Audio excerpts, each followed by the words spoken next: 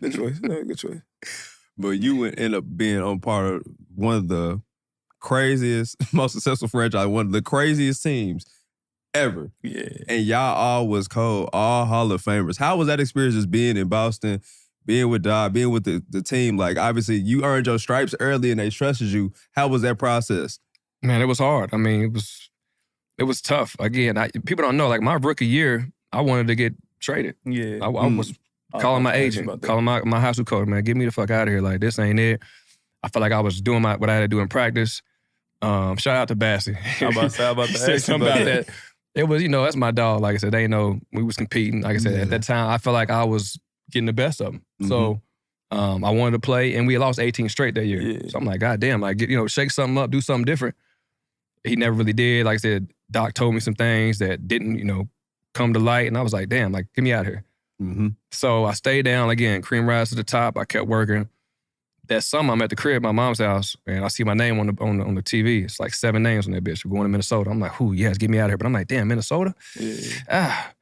But whatever. Don't cool. worry about it. No, yeah, whatever. I've been there before. Now I get to play, right.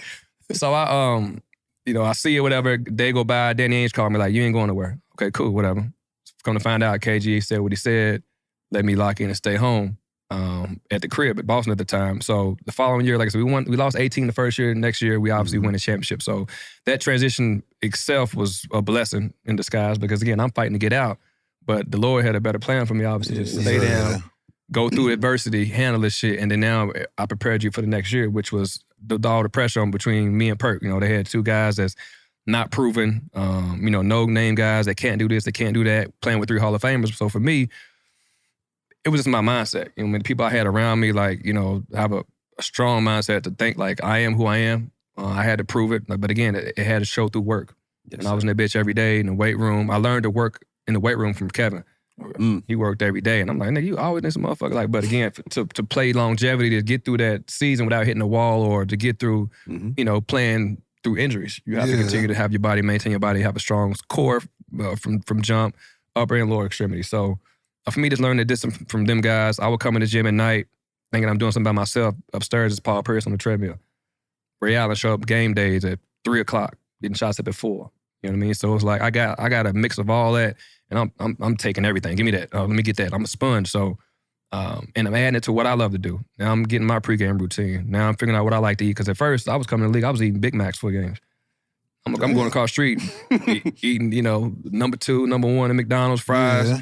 Thinking I can do it all, but I was like, nah, young fella, you gotta slow down. So Teague, what you was on? I went to the mall. What's that bourbon chicken? That bourbon chicken? Every city. Bourbon chicken meat. I was on a budget too. I was going crazy on that bourbon chicken though. Him and that budget is crazy. That is crazy. I was broke, bro. Not broke, but gotta manage. Save it, bro. Nah, for sure. That's the problem now. A lot of us, maybe not now because of the money they're getting. But it's like, when I first came in the league, them class they were teachers, man, it was 85% of us going broke after 6 years. Which is crazy. So I was like, damn, I cannot be a statistic. That's real.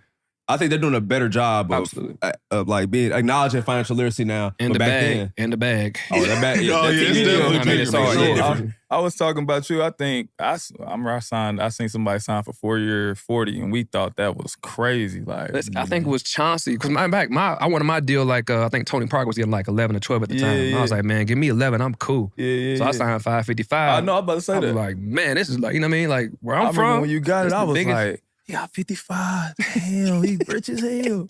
I remember when D-Rose got 80. I couldn't believe it. That's what I'm saying. So yeah, that was 80 is like that's the Grayson Allen. Right. Yeah, 4 years after bad. Yeah, he just went. He averaged 3 points right there. Like, damn, 7. When I see I love Peyton Pritchard, but I remember he got 4 years 32 off the bench. I'm like, damn, that was like, that was starting playing my hardest. I was like, damn. That was an all-star team. All-star. That's it. These are all-star like numbers you getting. Like, you all-star, this is what you getting. I'm like, man, it's a blessing for them though, for sure. Yeah, for sure. But for you to be the PG to run a team, like, how was that to deal with all the personalities? Because they was all successful in their own right. It was fun, man. It was fun. Shout out to KG, man. He was, he helped me a lot. Like I said, he held me accountable from when I was doing the right thing or when I wasn't. So, me and Pete tight as ever now. You know what I mean? Like we clashed a lot. Like I said, he was a captain. You know what I mean? And for me, being able to run it through Doc, learning from Doc, they brought in Sam Cassell, which helped me a lot. Armand Hill. I had great guys around me to help me like manage the guys and learn how to, manipulate the game, make sure everybody's cool. But Kevin was the one that sacrificed the most. That's why I say shout out to Kevin, because, P obviously still wanted his shots. Ray wanted his shots. But Kevin, when he wanted that motherfucker, he'd be like, hey, bring that motherfucker down here. Then it was time. But for the most part, he was a willing pick setter. You know what I mean? He understood his role. He was a star in his role, which he was a superstar. But it's, people understand, like, he was a star in his role. He was going to pick up 94 feet with me. He was going to talk the most on defense. He was going to lay a motherfucker down if he needed to, elbow-wise. Out the gate. He going to talk shit, get the team going. So his mindset, he didn't talk to nobody before games. That nigga was locked in every time. I remember one time, my rookie year, we in Rome.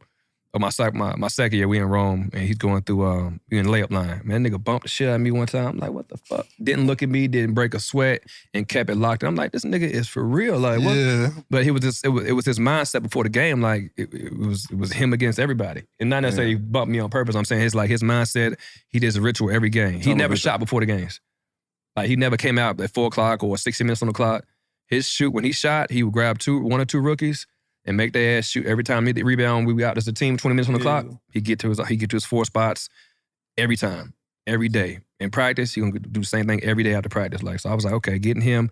I think him and Brown was the most disciplined players I've ever played with. Daily. Great. Daily, yeah. For sure. Why you bark at me in the game, bro? Who, me? Nah, KG. Oh, man, that's him, man. Like, Why I mean, get on all fours and bark at me, bro? Hold on, pause, bro. Pause, but I was like, what he on, bro? We got to find the clip. Bro, it's hey, man, crazy please as find hell, the clip, bro. man. It was crazy. I mean, bro. that's what I loved about him, man. Like, that motherfucker, you would love to go to war with him. I think people compare him in a sense kind of like a Joakim Noah. I mean, you hate to play against a motherfucker, but when you get him on his team, it's like he's your favorite teammate of all time. So that's what my little brother had said. But I had a question. I want to talk basketball for real. Like, we had a clip with me and Jordan Crawford was talking about Avery Bradley. And I remember y'all two was starting in the backcourt at one point.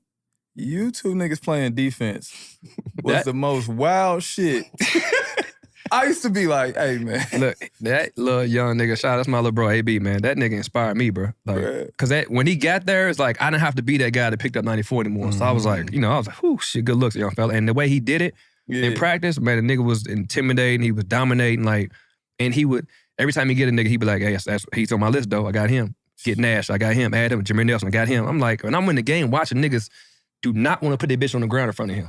Like, niggas throwing that motherfucker, rock screen, anything. Like, man, I don't give a fuck who get this ball. It ain't gonna be me getting embarrassed. Because as a PG, you can't get ripped 94 feet away from the basket. Like, I mean, you just at half court, that's one of the most embarrassing. To me, that's worse than getting, or equivalent to getting dunked on. Like, you getting picked at the top. Especially in the league, man. What? I'm Roy. They was guarding us. We was in the playoffs against them. And he was like, let's get these niggas, man. I looked at him and said, damn. I threw that about Joe, leave that motherfucker up. That's what I love. Pierce on you. Bring it up. That's exactly what it was. That's the mindset, yo. Like I said, he was always with it. That's why one of my favorite backcourt mates was Drew Holiday, man. We played that series against Portland. Man, nigga was like, man, it was either Portland or it was Houston. Yeah. And I was like, me, let's get Houston. He's like, nigga, let's get Portland. I'm like, nigga, whoever. Like, and it was that mindset, having a running mate with you beside you like that. It's like, man, I'm ready to go to war any time of the day. Them two defenders right there. And I'm cool with switching with them. I'm okay. Because if I got a guy like a D Rose, if I got to chase the Steph, I'm not comfortable switching with everybody. But an Avery Bradley, a Drew Holiday, I'm like, okay, cool. They on the same thing I'm on. Shut this nigga down. Like,